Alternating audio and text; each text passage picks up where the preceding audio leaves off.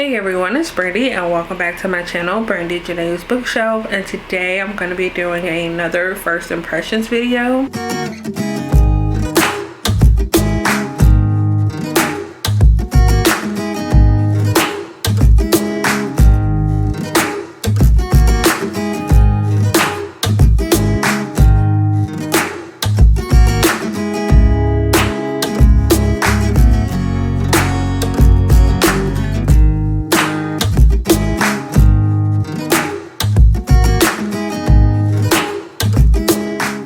So today I'm going to be giving my thoughts on Blue Period Volume 1 by Tsubasa Yamaguchi. So this one is following this guy named Yatora, and he's kind of just living his life based on the expectations of others. He is kind of seen as a delinquent because of the group of friends he hangs out with. However, he does get good grades because his parents tell him, or his mom tells him, that he needs to be serious and get good grades. His father tells him that he can't be all about studying. He has to go have fun, because what is the point of life if he's not having fun as well?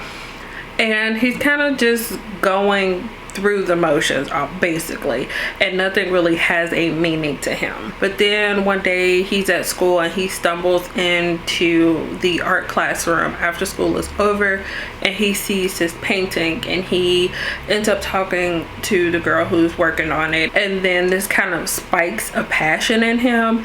And he has this assignment that he was given in his elective art class, and they have like I think 2 class periods to work on it. So the second day he goes in and he works on it seriously, and he gets some positive feedback. With him experiencing talking to this girl about her painting and having the praise from his classwork in art class, he gets this spark of joy almost from art, and he is curious and he wants to explore that more, and that leads to him going to talk to the teacher and asking questions and all of these things, and this leads him down a path that he never thought he would take.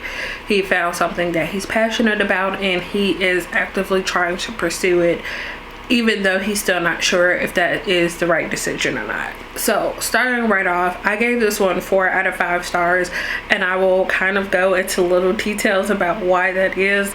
I really appreciated the way that Yatora kind of stumbled into art and realizing that he had something that really made him happy, especially after seeing him go through the process of having good grades but not really caring about people's thoughts on those. He kind of was just like, well, that's what's expected of me, that's what's going to get me to the next level, and I'm kind of just living to get to like a slightly higher step than my parents are currently at.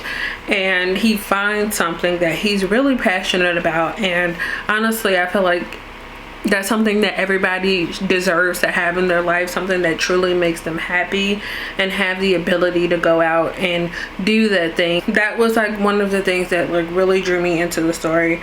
And then I appreciated how the people that were around him that were already invested in art, and like no matter what the medium of art they were interested in, they made him realize that it was about more than having a natural talent for it. It actually took work and practice. So the girl that I said that he initially stumbled upon her painting, he said something to her, I don't remember the exact wording, but she goes on to tell him like, that's kind of an insult because I spent all this time working and perfecting my craft to make sure that I could get to this point. So it's not just a talent. She's like, I actually worked for this. I also really like the support system that's surrounding Yatora. We get all of these people from different parts of his life telling him different things. However, they all seem to support him when he gets into art. I just appreciated it because I just feel like, especially when it comes to artistic type dreams that people want to pursue, they don't always have that kind of support, and I appreciated that he had that despite him having such good grades that people thought he could do other things. And the last thing that I wanted to mention, which is really the reason why I took a star off of it and gave it 4 stars, is the discussion of the techniques used when trying to work on your craft.